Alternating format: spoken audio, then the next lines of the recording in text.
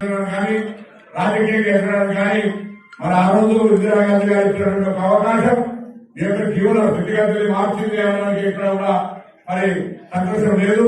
ఆ సేవాలాల్ మహారాజు గారి సంకల్పం ఆశీర్వచనంతో ఆరాధించడం నిర్ణయం తీసుకుంటే ఇప్పుడు కూడా ఈనాడు కాంగ్రెస్ లో ఉన్నటువంటి తెలంగాణ ప్రభుత్వం తప్పకుండా బంజారాలకు సంబంధించి ప్రత్యేకమైనటువంటి ఎక్కడ ఏ అంశం ఉన్నా పరిష్కరించబడినటువంటి ఆదేశాలు ఇచ్చిందన్న సందర్భంగా చేస్తూ ఈ బంజారా భవన్ కావచ్చు లేదా ఇక్కడ ఈ భవిష్యత్తు కార్యక్రమాలకు సంబంధించి హుస్నాబాద్ గిరిజన రిజర్వ్ నియోజకవర్గాల కంటే ఎక్కువగా అభివృద్ధి చెందే విధంగా నేను మీ యొక్క సోదరుడిగా మీ అందరి ఆశీర్వాదంతో మీ శాసనసభ్యుగా మంత్రి గారి సందర్భంగా ఈ ప్రాంతంలో ఉండబడినటువంటి ప్రతి తాండా కావచ్చు ప్రతి గిరిజనులకు కావచ్చు అందుబాటులో ఉండి మరి మీ జీవితంలో అభివృద్ధికి సంబంధించిన విషయంలో కూడా నా భాగస్వామ్యాన్ని చూపెట్టాలని మాట మనం చేస్తూ తప్పకుండా ఇక్కడ రావాలని మీతో ఈ యొక్క వేడుకల్లో కూడా భాగస్వామ్యం కావాలని ఇక్కడికి వచ్చిన వాస్తవంగా ఈ రోజు చూస్తా ఉన్నారు వాళ్ళు వీళ్ళు బెదిరించేది ఎక్కడ చెప్తా ఉన్నా కూడా హుస్నాబాద్ పోరాటం కంటే స్ఫూర్తిని ఎక్కడున్నా తక్కువ చేస్తారు.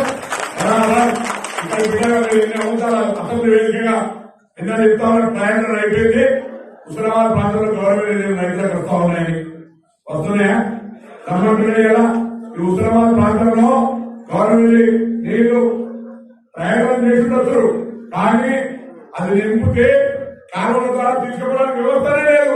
అదే విషయం చెప్తే ఉంటా నా మీదనే గవర్నమెంట్ పూర్తయితే మంత్రి గారు కావాలా లేకపోతే అనేటువంటి విధంగా మాట్లాడుతున్నటువంటి పరిస్థితి.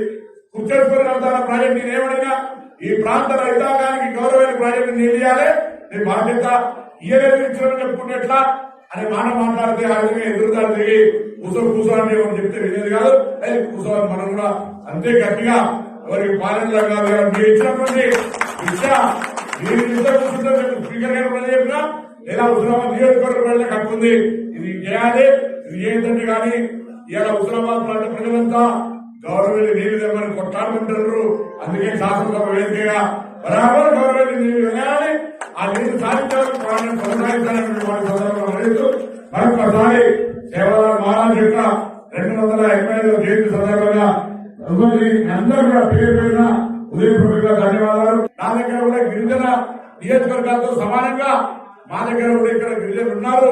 వాళ్ళ తండాలలో న్యాయం చేయాలని ఎస్టీ కాంపౌండ్ కింద మీకు రోడ్లు కావచ్చు త్రాగునీరు కావచ్చు హెల్త్ కావచ్చు విద్య కావచ్చు వాటన్నింటికి సంబంధించి భవిష్యత్తు తాండా వైద్యం తిరుగుకుంటూ ఆ సమస్యలు పరిష్కరిస్తా